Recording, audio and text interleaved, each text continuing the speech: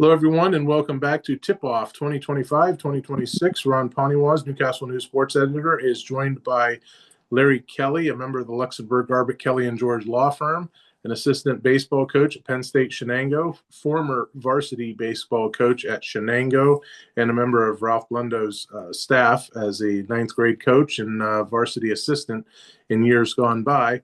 Larry Kelly, thank you for joining us this week. Yeah, Ronnie, thanks for having me. It was a tough week to be a Red Hurricane. At the same time, it was a great week to be a fan of the Neshannock Lancers girls team, and probably even more surprising, it wasn't surprising that the Neshannock girls won, but the Wilmington girls beat Kennedy Catholic. What a great victory to be the District 10 champs. We have a few segments here to tell you about. We'll tell you about the athletes of the week, co-athletes of the week, and Larry just kind of teased that a little bit. And from there, we'll let Larry tell you all about the Newcastle boys basketball team and the Red Hurricane Minute.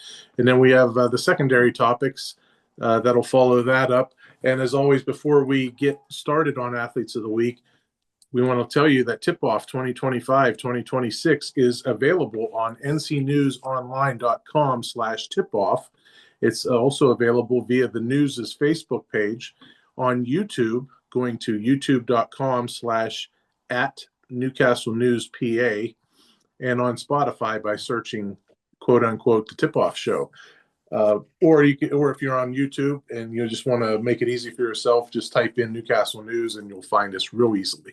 It's always nice to be found, Ronnie. And, I know there's a lot of people that watch what we do here, because the weeks that we don't do it, and I run into people on the street, they'll say, how come you didn't have a show last week? So it's nice to know that people are interested. And, I think not so much me, but you and Pete do a great job of putting this thing on.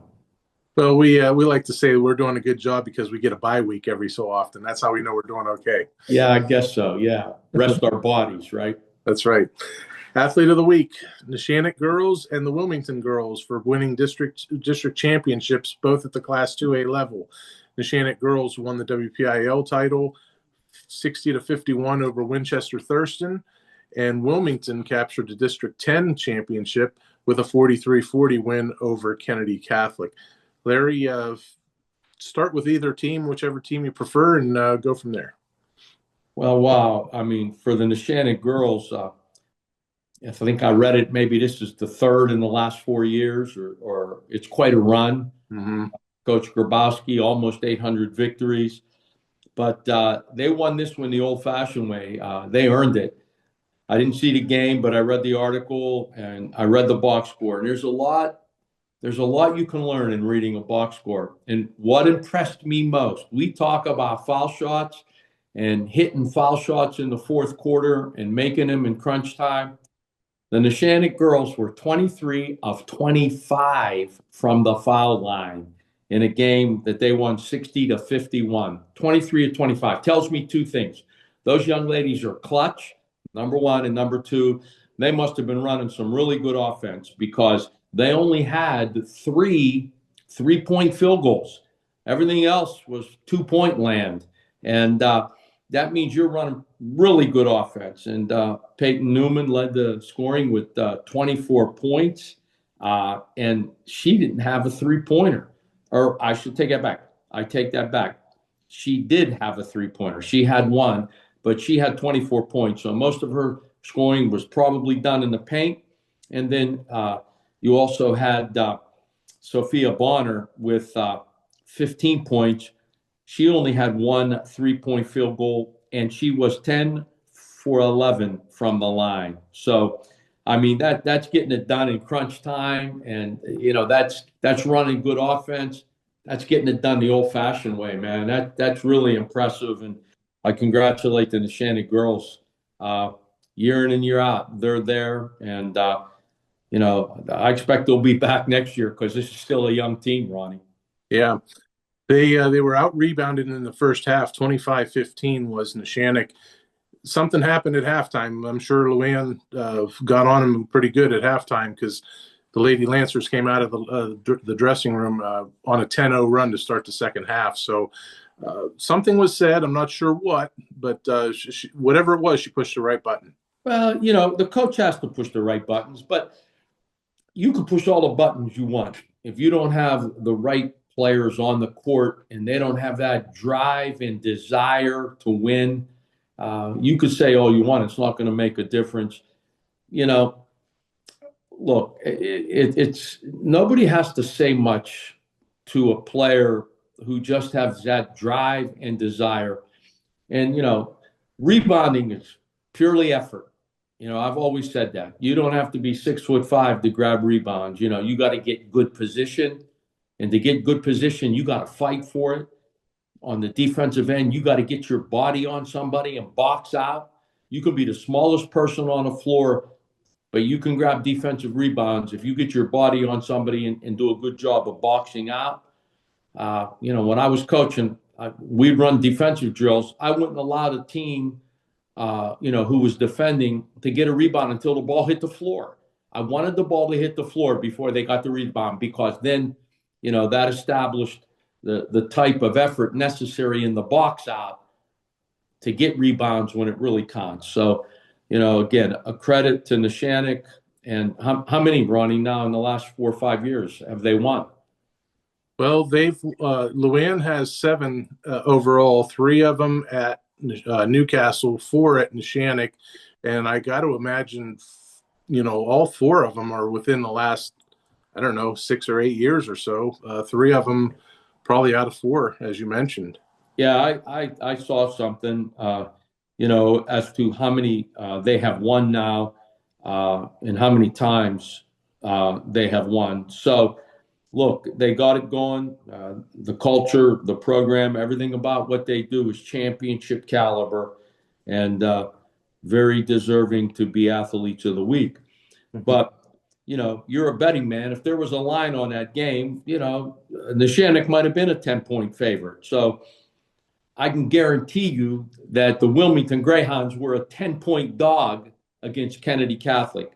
And you know me, nothing makes me happier than when a public school beats a private school, when a public school beats a non-boundary school. Kennedy Catholic had won twice against Wilmington, and they won handily both times.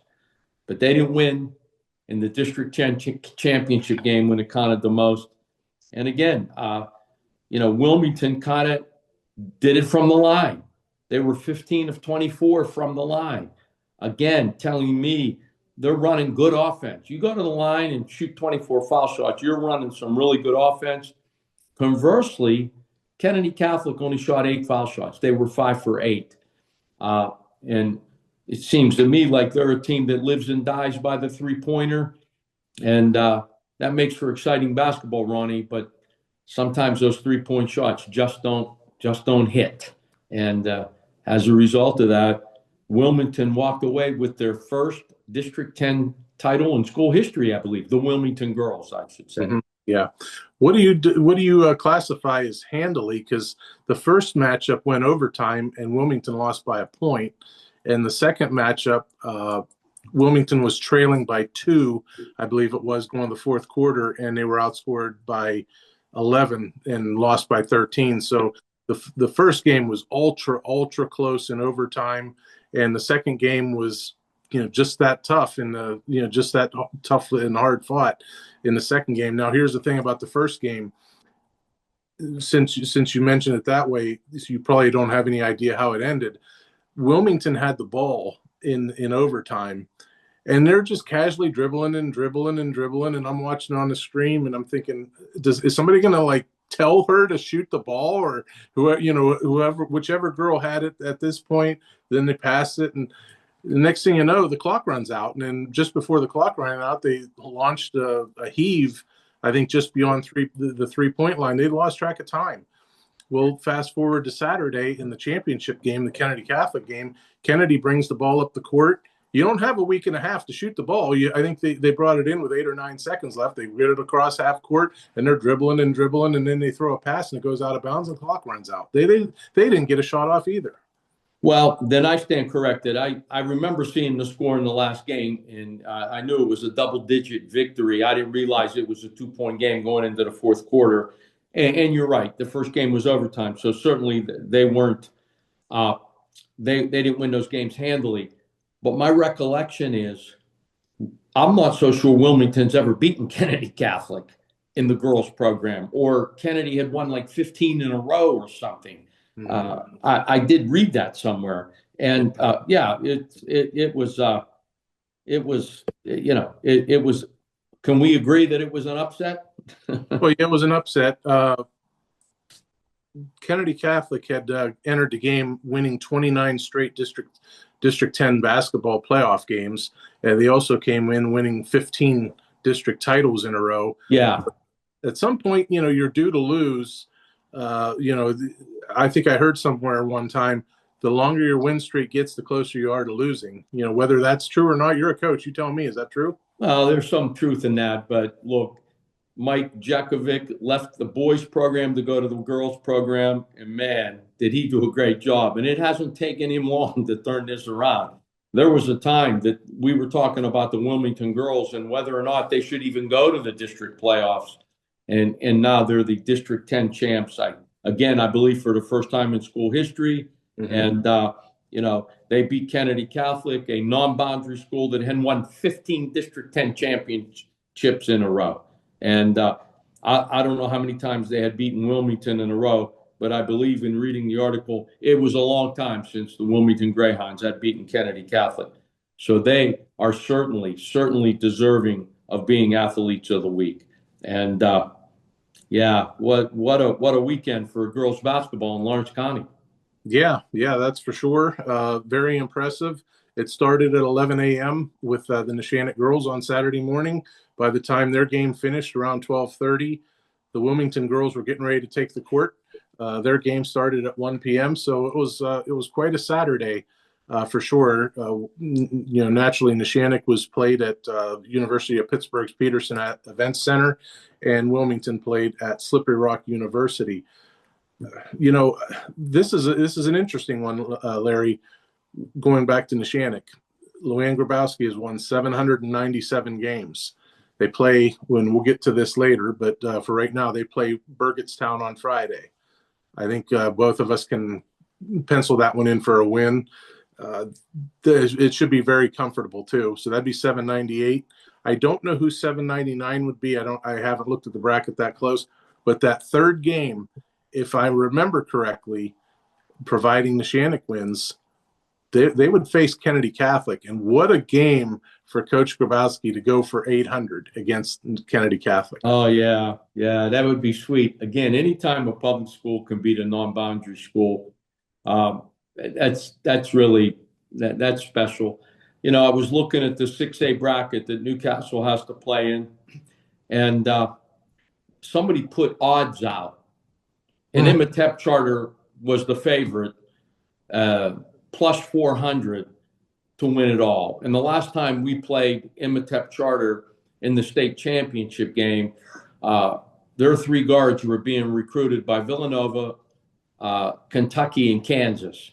And Newcastle's odds were plus 2,500. So, again, these non-boundary schools got a big advantage when you can go get players from all over the area.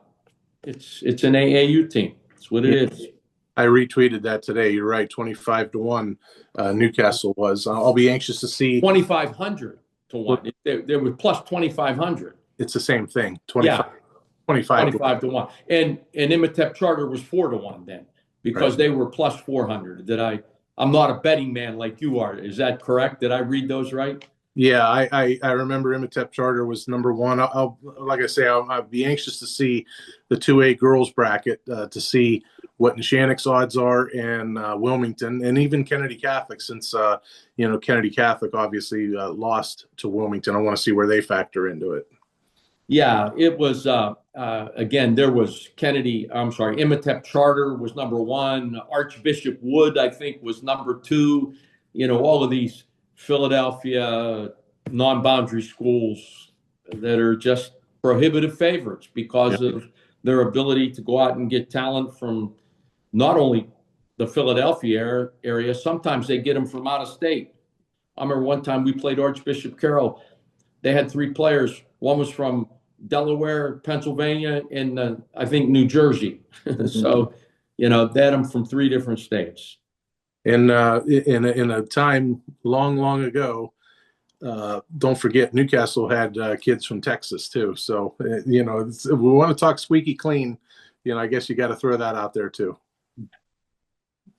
Hey, I'm just here. No, you're okay with that. I mean, let me see. That was in 1993. They must have had a good attorney that won that before the WPIAL. I can't remember the guy's name, but if you said it, I'd probably remember it. Yeah. But that was one time in 30 years. Yeah. Before I got here, I'm just going by what I read. Let me see. How many years ago was 1993? Let's do that math. 30. Yeah, 33 years ago. One time in 33 years. Imatep Charter does it every year. So there's the difference. You had darker hair back then too, from what I certainly did. Yes. All right. Again, congratulations to the Neshannock girls and the Wilmington girls for winning their respective district championships on Saturday. And we will take a break and be right back with you as Larry Kelly tells you all about the Red Hurricane Minute from the Newcastle boys basketball team. And we'll do that next right here on Tip-Off. We all know there's an advantage to being the home team, to playing at home. And at LGKG, we have been your home team for over 90 years. We're more than just a law firm. We're your friends, your neighbors, an advocate when life takes an unexpected turn. We're not just lawyers that practice law. We live in this community, just like you. When you need us most, we're at our best.